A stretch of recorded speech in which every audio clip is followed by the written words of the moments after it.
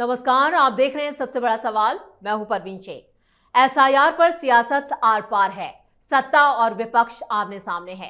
बिहार में एसआईआर के बाद देश के कई राज्यों में एसआईआर कराने का ऐलान कर दिया गया, जिसके बाद सियासी घमासान शुरू हो गया। पश्चिम बंगाल से लेकर यूपी तक में एसआईआर ने सियासी तापमान अचानक बढ़ा दिया है।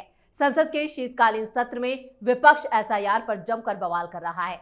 हाथों में बैनर और नारेबाजी के साथ विपक्ष ने वोट चोरी और एसआईआर को रोकने की मांग की। अखिलेश यादव खुद एसआईआर के सामने सरेंडर कर चुके हैं, लेकिन ममता बनर्जी का बंगाल में विरोध प्रदर्शन जारी है। टीएमसी के गुंडे खुलेआम बीएलओ को धमका रहे हैं, जिसके बाद पैरामिलिट्री फोर्सेस को तैनात करने की मांग भी की जा रही है। घुसपैठिए बंगाल छोड़कर भाग रहे हैं, जिससे ममता की मुश्किलें काफी बढ़ चुकी हैं। वो बार बार पीएम मोदी और अमित शाह को चुनौती दे रही हैं। वहीं संसद के दोनों सदनों में भी विपक्ष के हंगामे के बाद सरकार एसआईआर पर चर्चा के लिए तैयार है। सबसे बड़ा सवाल अब यह है कि एसआईआर और घुसपैठियों पर एक्शन का विपक्ष क्यों कर रहा है विरोध। इस पर चर्चा के लिए स्टूडियो मौजूद है कैपिटल टीवी के editor in chief doctor Manish Kumar. Sir, आपका बहुत बहुत स्वागत है। धन्यवाद। एसआईआर और घुसपैठियों पर एक्शन, दोनों चीजें पैरेलल चल रही हैं, लेकिन सबसे ज्यादा सवाल इस पर विपक्ष उठा रहा है। देखिए, मुझे लग रहा है कि विपक्ष पूरी तरीके से डिरेल हो चुका है मेंटली, और बिहार की हार से इन लोगों ने कोई सीख नहीं सीखी। सुप्रीम कोर्ट ने कल बहस के दौरान चीफ जस्टिस ऑफ इंडिया ने कहा कपिल सिब्बल को, और लहजा इतना सख्त था। उन्होंने कहा, क्या चाहते हैं आप लोग? ये बांग्लादेशी घुसपैठियों को रेड कारपेट वेलकम दिया जाए इस देश के अंदर में? आप इस तरह की बातें कैसे कर सकते हो? चीफ जस्टिस ने यहां तक कह दिया कि ठीक है, बांग्लादेशी आ जाते हैं, उनको आधार मिल जाता है, उसको सब कुछ मिल जाता है, वो सब्सिडी का फायदा उठा लेते हैं, कुछ रोजगार कर लेते हैं, खा लेते, ये तो हमारे बड़प्पन है जी। लेकिन आप ये कहोगे भाई उनको वोट देने का अधिकार दिया जाए, ये कैसे संभव है? तो कोर्ट से तो कोई राहत मिलने की कोई गुंजाइश नजर ही नहीं आ रही। बिहार में भी नहीं मिला। क्या कहा चीफ जस्टिस ने और क्या कहा जस्टिस बागची ने कि आप लोगों ने तो बिहार में इस तरह का पिक्चर पेंट किया कि हम लोग भी सत्ते में आ गए। क्या हुआ वहां? इलीगल वोट कट गए क्या? 65 लाख नाम कटे हैं। आप 65 लोगों को सामने तक नहीं लेकर के आ पाए। तो सुप्रीम कोर्ट में चैप्टर इज ओवर। जनता की अदालत बिहार में ये ओवर। अब उसके बाद बचा क्या है? योगी जी का डंडा चल रहा है। बस्ती की बस्तियां खाली हो रही हैं। कल असम में चला है बुलडोजर। बस्ती की बस्तियां मस्जिद समेत, मदरसा समेत धर्मशाला बना रखा है तुम लोगों ने देश को। बाहर तो भेजना ही पड़ेगा, इनको जाना पड़ेगा। अमित शाह ने बिहार के चुनाव के दौरान ही कहा था एक एक घुसपैठियों को भगाएंगे। अभी बीजेपी के तमाम राज्यों में घुसपैठियों को भगाया जा रहा है। सब भाग रहे हैं, भीड़ लगा हुआ है बॉर्डर पे, और ये खबर चल रही है। अभी कोई नहीं आवाज उठा रहा। अब डिटेंशन कैंप बन रहा है। सीए के समय तो नहीं बना था। अब योगी जी ने कहा है डिटेंशन कैंप बनाएंगे, जहां तहां जो बांग्लादेशी पकड़ाएगा उसी को उसी में डाल देंगे। अब करते रहो। तो इसका मतलब क्या हुआ? प्रोटेस्ट, अगर आप प्रोटेस्ट ही करना चाह रहे थे तो असम में जाके करो ना, यूपी में जाके करो, जहां बांग्लादेशियों को खदेड़ा जा रहा है। तब तो तुम्हारे जुबान की कोई वैल्यू है। लेकिन चुना है संसद का। आपने चुना क्या है? संसद क्या? जहां आप संसद के कामकाज को नहीं चलने दे रहे हैं। क्यों चुना है संसद को? वो इसलिए चुना है कि ये जो लगातार हार का जो ठीकरा है वो राहुल गांधी के सिर पे ना आए। This is the only reason. कि अगर कोई मुद्दा नहीं होगा तो लोग डिस्कस क्या करेंगे? इंडी गठबंधन को डिस्कस करेंगे। कि मीटिंग हुई नहीं हुई, तृणमूल कांग्रेस अलग क्यों बात कर रही है, तृणमूल कांग्रेस का प्रोटेस्ट अलग क्यों हो रहा है, अलग अलग तरीके से आम आदमी पार्टी ने अलग सवालों को लेकर के पार्लियामेंट के अंदर बहस कराने की मांग क्यों की, कांग्रेस वाले अलग डिमांड कर रहे हैं। तो कहने का मतलब यह है कि जहां हो रहा है एसआईआर वहां कांग्रेस पार्टी प्रोटेस्ट नहीं कर रही, और जहां इस चीज के ऊपर बहस नहीं होनी चाहिए वहां आप लगे पड़े हुए। रोज एक जो है डिजाइनर होर्डिंग और पोस्टर लेकर के आ जा, तो भाई होर्डिंग पोस्टर इनकलाब जिंदाबाद मुर्दाबाद करना है, वोट चोर गद्दी छोड़ नारेबाजी करनी है, भाई रामलीला मैदान जाओ, जाइए आप जंतर मंतर, प्रोटेस्ट करने की जगह वो है। तो अब 9 तारीख का टाइम दिया गया है, और कोई बता रहा है 14 तारीख को रामलीला मैदान में रैली भी है। रैली है। लेकिन कमाल की ये बात है कि इस रैली में इंडिया अलायंस नहीं होगा, उनके नेताओं को मंच पे आमंत्रित नहीं किया गया। देखिए, कोई इनको ही नहीं पूछ रहा, भाई कांग्रेस को कौन पूछ रहा है। आप देखिए कि किस तरीके से उद्धव ठाकरे के स्पोक्स पर्सन कांग्रेस का मजाक, राहुल गांधी का मजाक उड़ाते हैं। बड़ा चल रहा है क्लिप, वो सोशल मीडिया पे बड़ा वायरल चल रहा है कि उद्धव ठाकरे के जो है वो आज तक के ऊपर वो करे कि ये दुख खत्म क्यों नहीं होता है भाई, ये कांग्रेस चक्कर में जो है सब कुछ। एक तो हमने राहुल गांधी को जो है पीएम इन वेटिंग कराते कराते ये तो तेजस्वी इन वेटिंग भी हो गया, अब अखिलेश भी सीएम इन वेटिंग हो जाएगा।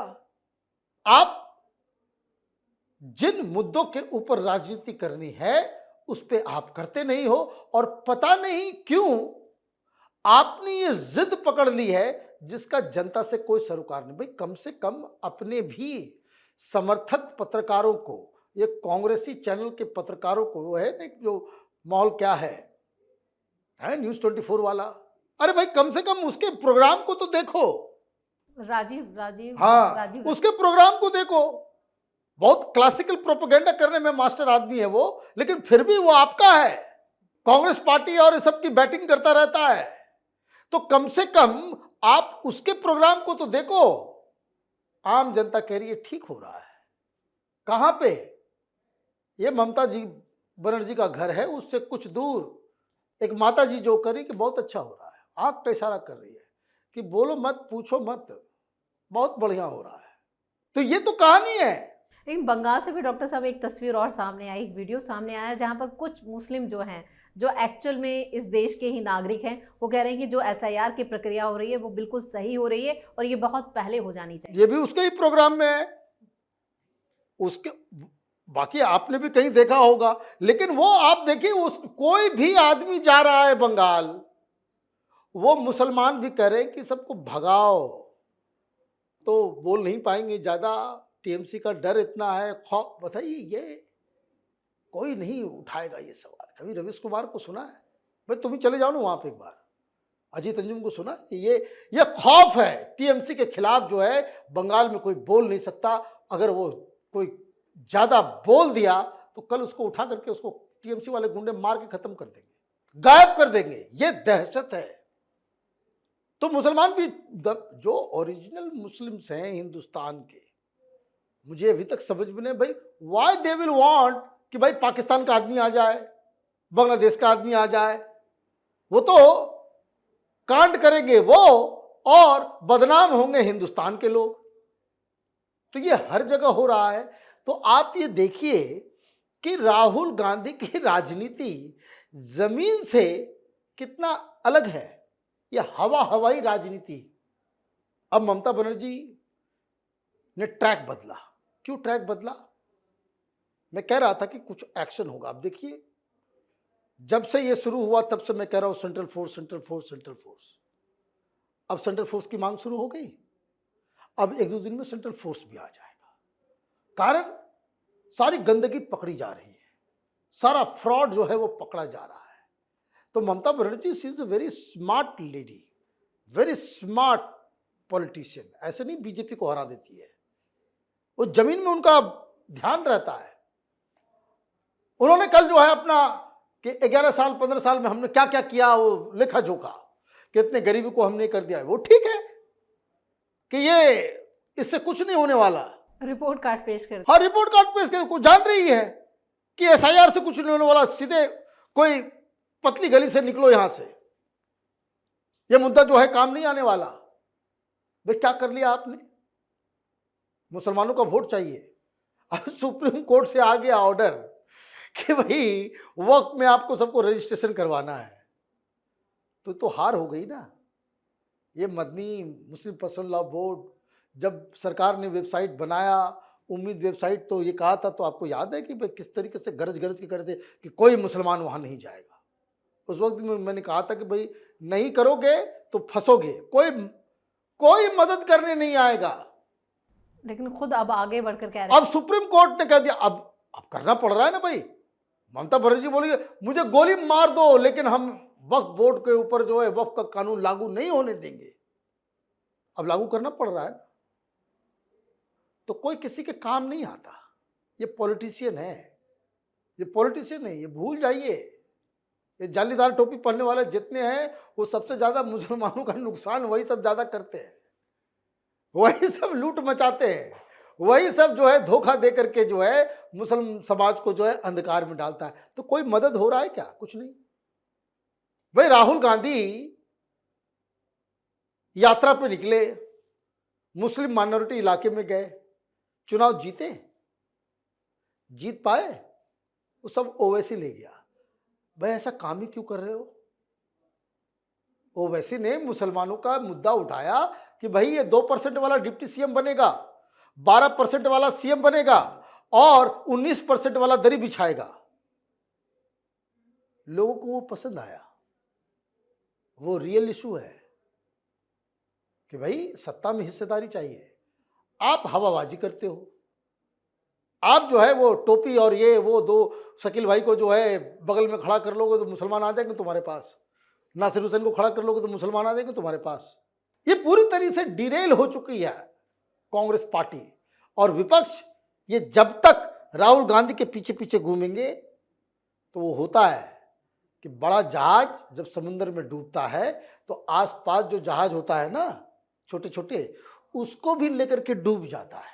कोई जरूरी नहीं है कि आप जो है उसके साथ बंधे हुए हो, नहीं, बिल्कुल अलग भी रहोगे लेकिन उसके निकट रहोगे तो आपका भी डूबना जो है वो शर्तिया वो तय है। तो आप देखिए एसआईआर का यही हाल हो रहा है। एसआईआर में आप घूमते रह जाएंगे, टाइम बर्बाद, पैसा बर्बाद। संसद में जनता के मुद्दों को उठाइए, डिस्कस कीजिए, सरकार को घेरिए। भाई कम से कम इस पे तो डिबेट होना ही चाहिए कि न्यूक्लियर एनर्जी प्राइवेटाइज किया जा रहा है, उससे क्या खतरा है, नहीं खतरा है। भाई जो फैसला होगा तो संसद में हो जाएगा संख्या के बदौलत, लेकिन you must put up your points. पूछा जा रहा है आपसे, राहुल गांधी से कल पूछा गया पार्लियामेंट के अंदर, 2-3 मुद्दों के ऊपर सवाल पूछा गया, वो बोलेंगे हमको नहीं मालूम है, कोई जवाब ही नहीं दिया। तो ये जो एसआईआर, ये कोई मुद्दा विपक्ष के उठाने के लिए नहीं है। उसका सबसे बड़ा कारण यह है कि इस एसआईआर से आम जनता खुश है और सिर्फ जिनको अपने वोट बैंक की पड़ी हुई है उनको प्रॉब्लम है। डॉक्टर साहब, इस तमाम जानकारी के लिए और सटीक विश्लेषण के लिए आपका बहुत बहुत धन्यवाद। धन्यवाद। एसआईआर पर विपक्ष को हंगामा करना काफी भारी पड़ने वाला है, क्योंकि वो जितना हल्ला बोल करेंगे उतना ही ज्यादा तेजी से एसआईआर प्रक्रिया को अंजाम दिया जाएगा। अब विपक्ष को तय करना है कि उन्हें वोटर लिस्ट शुद्धिकरण में साथ देना है या फिर खुद के लिए मुश्किलें बढ़ानी है, जो कि कांग्रेस अपने लिए कर रही है। इस खास शो में इतना ही। वीडियो कैसा लगा कमेंट करके अपनी राय जरूर दें। वीडियो को लाइक करें, शेयर करें और कैपिटल टीवी को सब्सक्राइब जरूर करें। धन्यवाद।